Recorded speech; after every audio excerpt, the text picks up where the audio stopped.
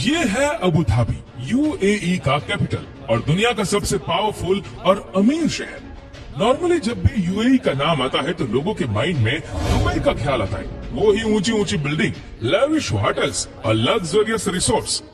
Abu Dhabi को mostly लोग इतिहाद airlines की वजह से जानते हैं। आपकी स्क्रीन पर इस वक्त दो लोगों की तस्वीरें हैं। ये मोहम्मद बिन राशिद अल मक्तूम है, दुबई के रूलर। वही आदमी शेख राशिद से कई ज्यादा पावरफुल और इन्फ्लुएंसर है। इस पूरे पर्शियन गल्फ में जो कुछ भी हो रहा है, यूएई आज जिधर भी खड़ा है, दुबई की ये शान और शौकत और रौनक, इस सब में एक इंसान का हाथ है। ये है Sheikh Mohammed bin Zayed Al Nahyan, Abu Dhabi के रूलर, यूएई के प्रेसिडेंट और गल्फ के सबसे पावरफुल और अमीर political leader. Sheikh Mohammed bin Zayed असल में है कौन? ये इतने पावरफुल कैसे हुए? और वो क्या चीज है जिसने अबू धाबी को इतना पावरफुल बना दिया है कि चाहे वेस्टर्न सुपर पावर्स हो, वर्ल्ड हो, एशियन कंट्रीज हो या इवन चाइना, हर कोई अबू धाबी के साथ रहना चाहता है। आइए जानते हैं इसके पीछे का राज। अबू धाबी की हिस्ट्री की बात करें तो 18वीं सदी से पहले यहाँ पर किसी भी ह्यूमन सिविलाइजेशन की कोई साइंस नहीं मिलती। हाँ, पर अबू धाबी के आसपास का ये एरिया बहुत इम्पोर्टेंट था और यहाँ पर हजारों साल से छोटे छोटे कबीले रहते थे। उस वक्त सारे रीजन में सबसे इम्पोर्टेंट और बड़ा ट्राइब था बनियास।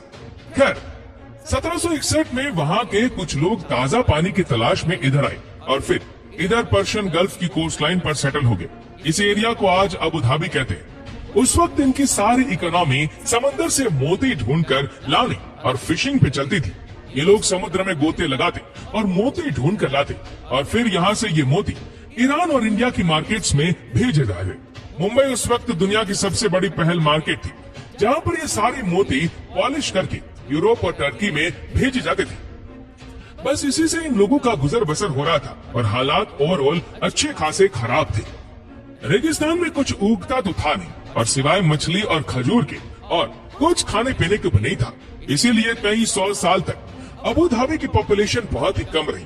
उसी जमाने में अबू धाबी को एक और धचका लगा जब जापान में हाई क्वालिटी की पॉलिश आर्टिफिशियल मोती बनाने शुरू कर दी और नतीजातन अबू धाबी की पर्ल इंडस्ट्री डिमांड बहुत ही खत्म हो गई।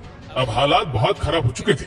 हर तरफ गरीबी और भूख के डेरे थे और यह हालात सिर्फ अबू धाबी के ही नहीं बल्कि दुबई, शारजाह, अजमान और इवन सऊदी अरेबिया के हालात भी इससे कुछ डिफरेंट नहीं थे।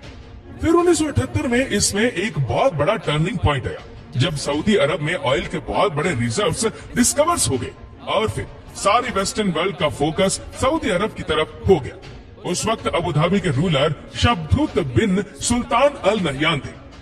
सऊदी अरब में ऑयल की डिस्कवरी को देखते हुए उन्होंने वेस्टर्न कंपनी को फुल परमिशन दे दी कि वो अबू धाबी में भी ऑयल के रिजर्व्स की खोज लगाई। मगर अगले ही साल वर्ल्ड वॉर 2 शुरू हो गई और ये एक्सप्लोरेशन का काम रुक गया। वर्ल्ड वॉर 2 खत्म होने के बाद दुनिया तेजी से इंडस्ट्रियलाइजेशन की तरफ बढ़ना शुरू हुई और इसीलिए तेल की डिमांड भी बहुत ज्यादा बढ़ गई। इसीलिए वेस्टर्न कंपनीज ने एक बार फिर अबू धाबी में तेल की खोज का काम तेज कर दिया और फिर 1958 में अबू धाबी में ऑयल के रिजर्व्स डिस्कवर हो गए। लेकिन इस डिस्कवरी के बाद भी अबू धाबी के हालात नहीं बदले क्योंकि शेख तेल से मिलने वाले पैसों को लेकर कुछ ज्यादा ही केयरफुल थे। उन्होंने ये लगता था कि ये ऑयल रिजर्व्स बड़े लिमिटेड क्वांटिटी में है और अबू धाबी को बहुत सालों बाद ये रिजर्व्स मिले हैं। तो अगर ये एक्सप्लोरेशन इसी तेजी के साथ जारी रखी गई तो कहीं ये रिजर्व्स खत्म ना हो जाए। उन्हें शायद उस वक्त इस चीज का अंदाजा नहीं था कि अबू धाबी के पास दुनिया के 6ठे सबसे बड़े ऑयल के रिजर्व्स हैं। एक तरफ Saudi Arab billion of dollars का ऑयल अब एक्सपोर्ट कर रहा था और इधर इतने बड़े रिजर्व्स होने के बावजूद अबू धाबी के हालात सिर्फ इतने ही बदले थे कि कुछ सड़कें और फुटपाथ पक्के बन गए थे। लेकिन फिर आया गल्फ का टर्निंग पॉइंट। इस शख्स ने गल्फ को आज इस मुकाम पर पहुंचाया और इसीलिए इन्हें वालिद अल अम्मा मतलब फादर ऑफ नेशंस कहा जाता है। शेख जायद अपने भाई से टोटली डिफरेंट थे।